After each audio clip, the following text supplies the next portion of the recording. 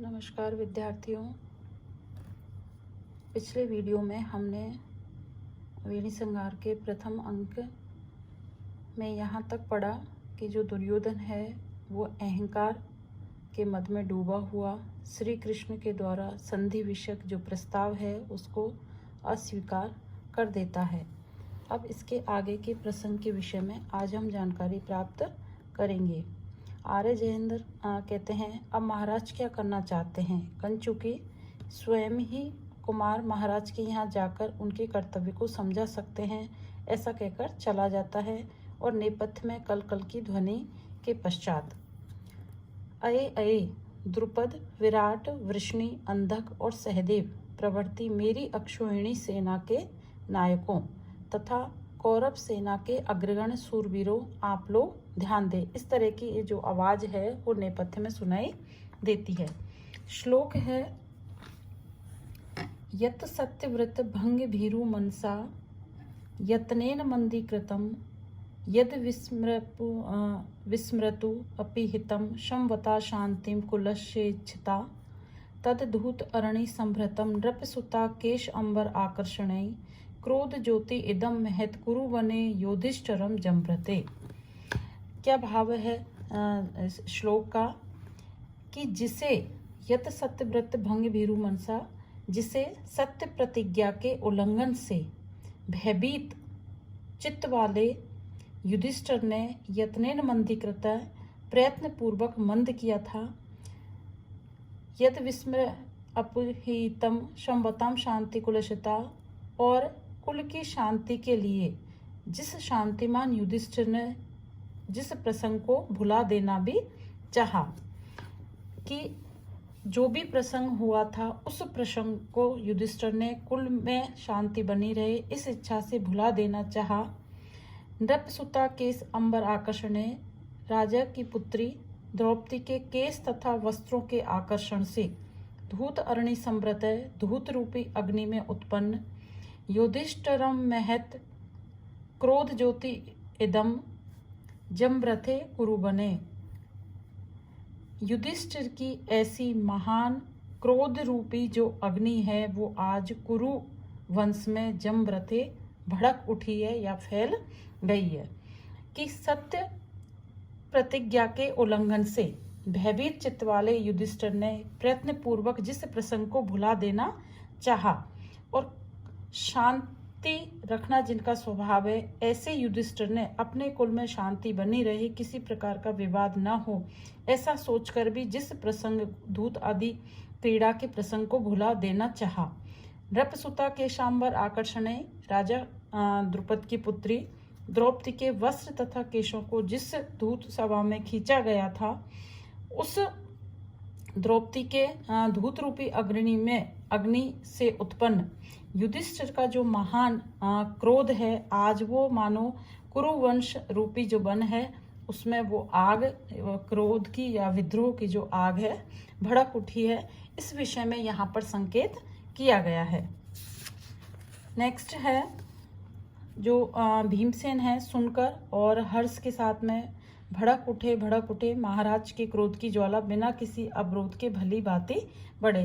कि जब युधिष्ठिर के क्रोध का जैसे ही पता चलता है तो क्योंकि युधिष्ठिर बहुत समय से शांत बैठे हुए थे, तो यहाँ पर जब भीम युधिष्ठिर को क्रोधित होने की मुद्रा में देखते हैं तो उनको खुशी होती है कि चलो एक द्रौपदी का जो अपमान है उसका बदला लेने का जो भावना है वो उनके अंदर आ गई है।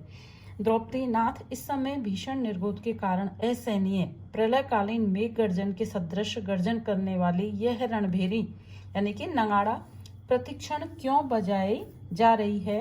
भीमसेन देवी, और कुछ नहीं, ये यज्ञ का प्रारंभ है। कि भीमसेन कहता है कि हे देवी, ये यज्ञ के प्रारंभ होने जा रहा है, उसके लिए ये भेरी बजाई जा रही है। द्रौपदी आश्चर्य के साथ, यह कौन सा यज्ञ है? तो भीमसेन कहते हैं कि ये रण यज्ञ है, देखिए। श्लोक है, चत्वारो वयम ऋत्विजः स भगवान कर्मोपदेष्टा हरि संग्राम अध्वर दीक्षितो नरपति पत्नी गृहीत व्रता कौरव्या पशवे प्रिया परिभव क्लेशोपशांति फलम राजन्योपनिमंत्रणाय रसति स्फीत यशो दुंदुभि। क्या कह रहे हैं यहाँ पर भीमसेन कि ये युद्ध है वो स्टार्ट होने वाला है और उसी के लिए जो ये नगाड़े आदि हैं वो बजाए जा रहे हैं। कि चतवारों वयम ऋत्विजय, कि ये जो रण रूपी यज्ञ होने जा रहा है इसमें हम चारों भाई ऋत्विज हैं। ऋत्विज यानी कि जो यज्ञ को कराने वाले पुरोहित होते हैं। सा भगवान हरि कर्मोपदेष्टा, और वो भगवान विष्णु के अवतार यानी कि जो कृष्ण है वो स्वयं इसके कर्मोपदेष्टा आचार्य हैं। संग्राम अतवर दीक्षितो नरपति, और इस संग्राम रूपी युद्ध में जो कुशल जो यजमान है वो राजा युधिष्ठिर हैं। पत्नी ग्रहित व्रता, और पत्नी द्रौपदी के अपमान का प्रिया परिभव क्लेशोप शांति फलम, अपनी पत्नी द्रौपदी के अपमान का जो क्लेश है उसकी शांति इस रण युद्ध का फल है। कौरव्या पशवय, और जो कुरु वंश में दुर्योधन आदि हैं वो इस यज्ञ की बलि रूपी पशु हैं। यशोदुंदुबी, ऐसी यश रूपी जो नगाड़े हैं राजोन्य उपनिमंत्रणाएं वो अन्य सभी राजाओं को निमंत्रण के लिए इस रसती इस पीते जोर जोर से बजाए जा रहे हैं। यहाँ पर भीमसेन द्रौपदी को समझाते हुए कहते हैं कि रण युग प्रारंभ होने जा रहा है। चतवारों वयम ऋत्विजय, हम चारों इस यज्ञ के ऋत्विज हैं। होता अधर्व्यू आदि जो यज्ञ कराने वाले होते हैं वो हैं हम सब भगवान, और कि भगवान जो कृष्ण हैं वो इसके आचार्य हैं। इस संग्राम रूपी जो युद्ध है इसमें राजा जो युधिष्ठिर है वो स्वयं इसमें दीक्षा लिए हुए यजमान है। और पत्नी का जो अपमान हुआ था उस अपमान का बदला लेने या उस अपमान का बदला लेना ही इस यज्ञ का फल है। और यज्ञ में जैसे पशुओं की बलि दी जाती है ऐसे ही यहाँ पर जो कौरव रूपी पशु हैं उनकी बलि दी जाएगी। यशोदुंदुबी राज्योप निमंत्रणा रसती स्फीत है, और जिस प्रकार से एक युद्ध को आरंभ करते हैं या कोई यज्ञ आदि कार्य किया जाता है तो उसमें हम सभी जो दूसरे राजा हैं उनको निमंत्रण कर देते थे, और उस निमंत्रण के लिए जो पूर्व में नगाड़ा आदि बजाए जाते थे। तो उस विषय में ये कहा जाता है कि यदि कोई राजा उस निमंत्रण को स्वीकार नहीं करता था तो माना जाता कि वो विद्रोही है और फिर उसको अपना शत्रु मान लिया जाता था। तो वही इस जो वातावरण है वो यहाँ पर भीम बता रहे हैं कि अब कौरवों के प्रति जो यज्ञ है उसके लिए ये भेरी बजाई जा रही है। अब रण युद्ध की तैयारी यहाँ पर हो चुकी है और द्रौपदी के अपमान का बदला लिया जाएगा। आगे है सहदेव आर्य, बड़ों से अनुमति प्राप्त किए हुए हम लोग अपने अपने पराक्रम के योग्य आचरण करने के लिए चलें। भीमसेन वत्स, महाराज की आज्ञा पालन करने के लिए हम तत्पर हैं।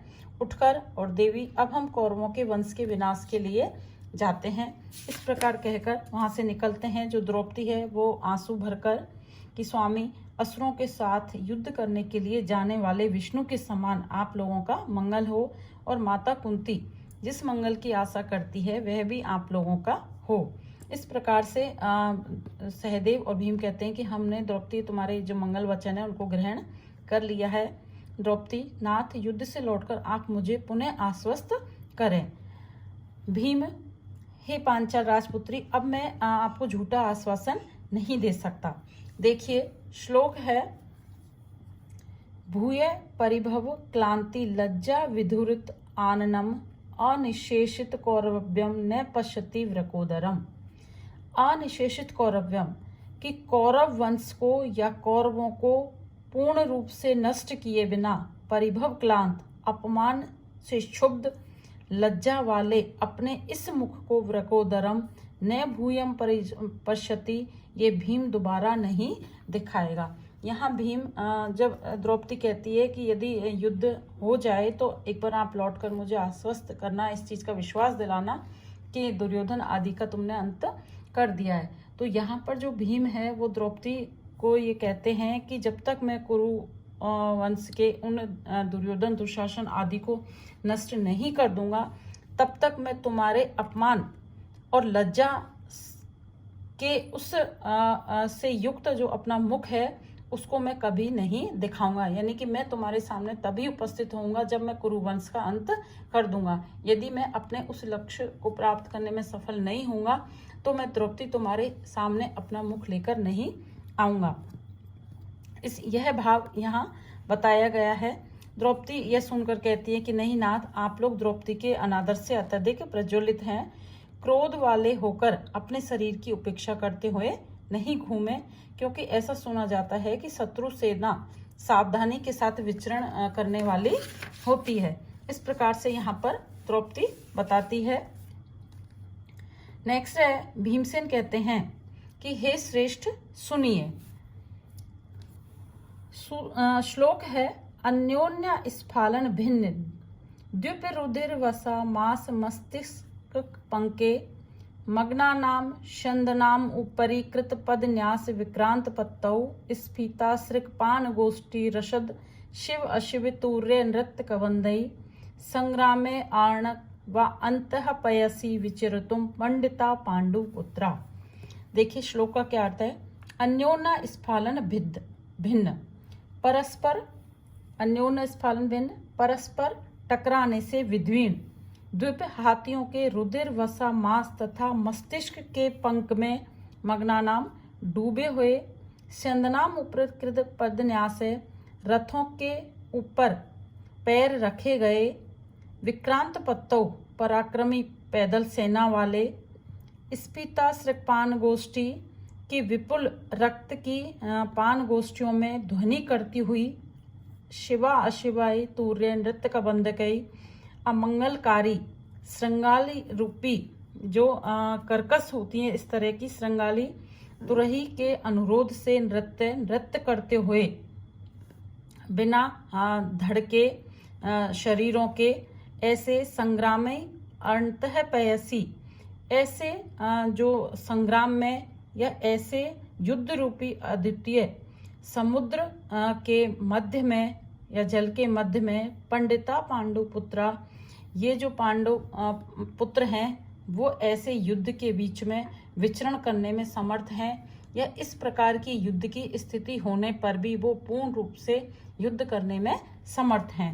क्या कहा है कि अन्योन्य स्फालन भिन्न द्विप रुधिर वसा मांस मस्तिष्क पंखे की परस्पर टकराने से विद्वीर्ण हो गए हैं, जिनके शरीर हाथियों के रक्त वसा मांस और मस्तिष्क के कीचड़ में डूबे हुए छंदनाम उपरीकृत पदन्यास विक्रांतो रथों के ऊपर पैर रखते हुए पराक्रमी सेना वाले स्फीता सृक्पान गोष्ठी और रक्त की जो गोष्ठियां हैं उन पान गोष्ठियों में ध्वनि करती हुई अमंगलकारी तुरही के अनुरोध से नृत्य करते हुए बिना धड़के क्षत विक्षत शरीरों वाले संग्रामी अंतःपयसी, ऐसे अद्वितीय समुद्र रूपी जो रणभूमि है, ऐसे उस रणभूमि में भी हम जो पांडुपुत्र हैं वो युद्ध करने में पूर्ण रूप से समर्थ हैं।